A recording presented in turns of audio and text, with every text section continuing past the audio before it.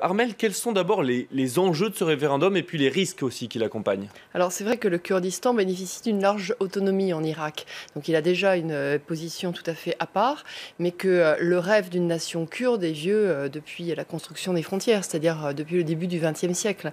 Donc l'opportunité en fait de ces guerres que l'on a vues en Irak, que les Peshmerga ont menées contre l'organisation de l'État islamique et qu'ils ont gagné sur certains territoires, leur a donné en fait la position nécessaire pour se dire c'est le temps maintenant d'affirmer notre indépendance.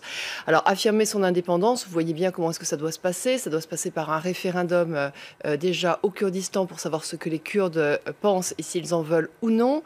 Bagdad a réagi en disant immédiatement, évidemment, mais on attendait sa réaction, c'était évident qu'il fallait que ça se fasse dans un cadre particulier et qu'elle ne reconnaissait pas ce cadre-là. Donc ce référendum serait non constitutionnel. C'est ce qui s'est passé hier, en fait. Et derrière, eh bien, il y a une population de 5,5 millions de Kurdes irakiens. Il y a aussi des territoires qui seront revendiqués par les Kurdes sur lesquels il y a des populations turkmènes ou arabes, ce qui posera forcément problème. Et puis, le nœud principal du problème du Kurdistan, c'est le pétrole. C'est qui est-ce qui, à un moment donné, aura les zones avec ou non du pétrole, le Kurdistan ou l'Irak. Vous imaginez bien que les Irakiens n'ont pas envie du coup d'avoir un Kurdistan à côté. Le Kurdistan est une région riche. Il y a aussi un contexte régional extrêmement complexe et d'autres pays vont regarder ce référendum s'il se tient comme prévu d'un mauvais œil. Tout le monde va regarder en fait ce qui se passe pour voir s'il va y avoir une chaîne en fait ensuite derrière d'envie d'être dans ce référendum. Alors les premiers qui le regardent bien évidemment ce sont les Turcs parce qu'ils ont aussi des Kurdes qui sont tout à fait installés chez eux avec une large autonomie qu'ils revendiquent, donc ils auront envie de faire la même chose. En plus, vous savez, au Moyen-Orient, les jeux sont compliqués. Donc la Turquie est assez proche de Barzani, qui est le patron du Kurdistan irakien. Donc elle a fait savoir qu'elle n'y était pas favorable et qu'elle pensait que c'était une mauvaise idée.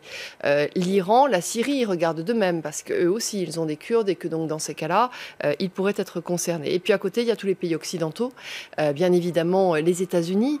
Les Kurdes sont les alliés dans la lutte contre l'organisation de l'État islamique. Donc comment est-ce qu'on fait ? À la fois, les Occidentaux sont très embêtés parce qu'ils pensent que si on va là-dessus, c'est-à-dire vers une indépendance, alors il risque d'y avoir du manque sur la guerre contre l'organisation de l'État islamique. En même temps, les Kurdes sont aussi les alliés, ils ont rendu des services, donc on ne peut pas les affronter face à face. Et puis, on est aussi sur une situation politique interne particulière. Il y a eu un accord entre Talabani et Barzani, mais tous les Kurdes ne veulent pas forcément suivre dans cette voie-là. Alors on suivra donc ce que ça donnera et si ce référendum aura bien lieu le 25 septembre prochain. Merci beaucoup.